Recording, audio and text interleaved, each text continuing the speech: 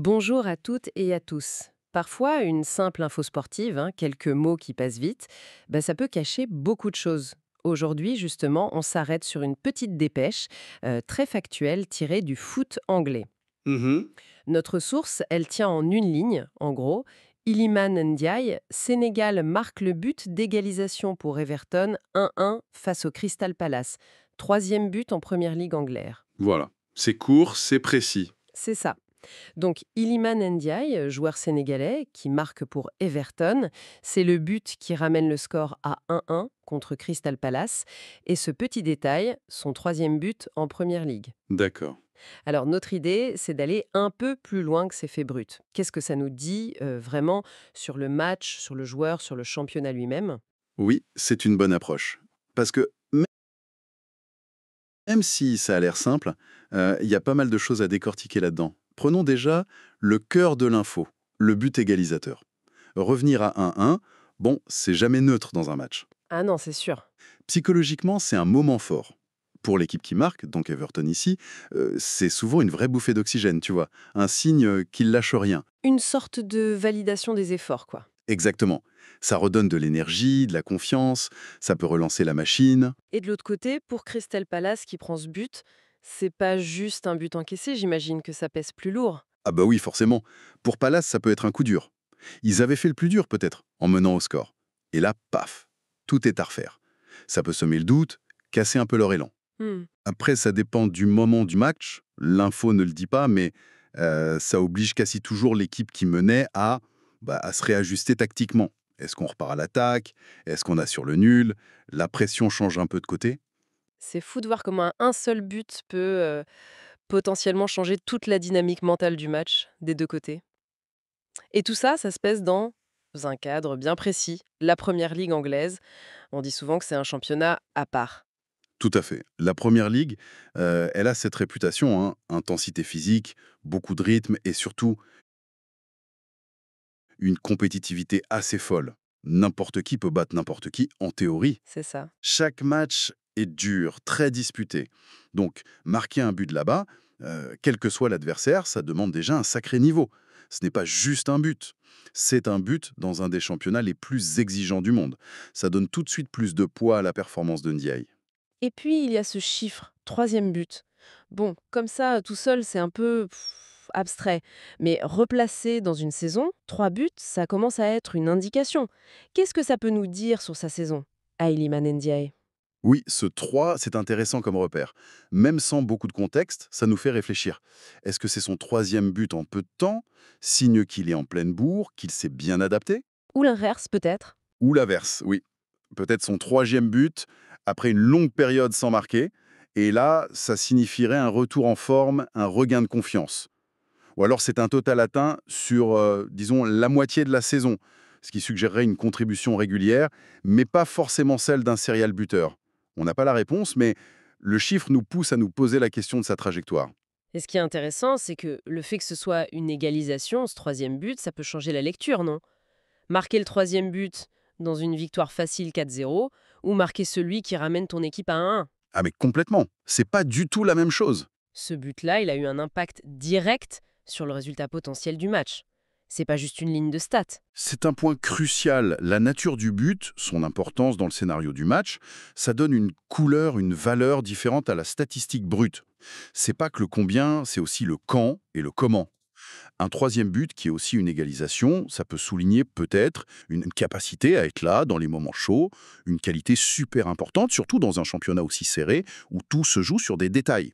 Ça peut montrer un certain mental. Alors, si on se concentre sur les acteurs qu'on a, Iliman Ndiaye, le petit drapeau SN nous rappelle qu'il est sénégalais. Pour lui, personnellement, qu'est-ce que ça peut vouloir dire ce but, au-delà du chiffre? Ndiaye lui-même, c'est plusieurs choses. Déjà la confiance. Marquer en première ligue, ça valide le travail, le talent. Franchir ce cap des 3 buts, c'est une étape. Et puis, comme on le disait, marquer l'égalisation, c'est montrer qu'il est important pour l'équipe à un moment clé. C'est pas un but anecdotique. Non. Ça renforce sa place dans le groupe, sa légitimité et sûrement son image auprès des supporters. Ils aiment ça, les joueurs décisifs. Surtout pour un joueur qui vient peut-être d'un autre championnat, réussir à s'imposer comme ça en Angleterre. Oui, c'est une étape importante dans une carrière. S'affirmer dans ce contexte-là. Et on peut penser aussi à ce que ça représente pour le Sénégal. voir un de ces joueurs comme ça être décisif dans un championnat aussi suivi que la Première Ligue? Ah oui, tout à fait. C'est une fierté pour le pays, bien sûr. Ça renforce aussi l'image du Sénégal comme un pays formateur de grands talents. Chaque belle performance d'un joueur comme Ndiaye à l'étranger, ça a un écho positif au pays. Ça dépasse le match Everton-Crystal Palace. Parlons des équipes maintenant. Pour Everton, ce but de Ndiaye, ça veut dire qu'ils arrachent au moins un point. Et on sait qu'en Première Ligue, chaque point compte énormément à la fin. C'est vital, oui. Un point pris, ça peut être celui qui sauve une saison, qui assure un maintien, ou qui accroche une place européenne, ou simplement qui fait gagner une place au classement, avec tout ce que ça implique financièrement. Hmm. Donc pour Everton, ce 1-1, c'est pas juste un score, c'est potentiellement un résultat qui pèse lourd sur leur saison. Ça montre aussi peut-être une certaine force mentale de l'équipe, cette capacité à revenir. C'est un message. Et pour Crystal Palace, du coup, l'autre côté de la pièce, ils menaient et se font rejoindre. C'est plus que de la frustration, j'imagine. Oui, c'est surtout une occasion manquée, 2 points qui s'envolent potentiellement.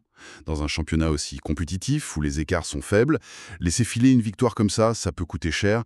Ça peut aussi amener des questions en interne. Pourquoi on n'a pas tenu? Problème de concentration, de gestion. Ce but encaissé, il peut laisser des traces pour la suite et montrer des failles aux autres équipes. C'est assez fou comme un seul moment, ce but du 1-1, il concentre tous les enjeux, toutes les dynamiques différentes pour chaque équipe.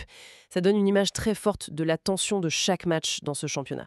On ne suit même pas le score final, mais ce moment-là est déjà plein de sens. Et si on prend un peu de recul, tu vois comment ce genre de petit événement s'inscrit dans l'histoire d'une saison entière? Oui. Une saison, c'est fait de plein de moments comme ça, des points de bascule. Un but égalisateur arraché comme ça peut être l'étincelle qui relance une dynamique positive pour Everton.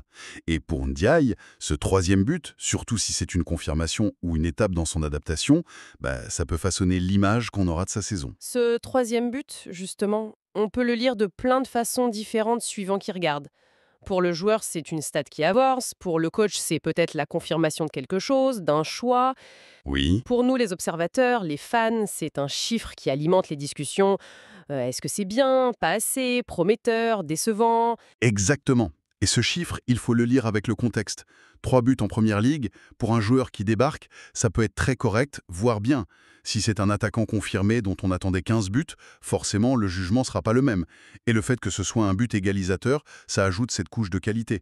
Il ne fait pas juste gonfler ses stats, il rapporte des points. Ça pose la question de l'évaluation des joueurs.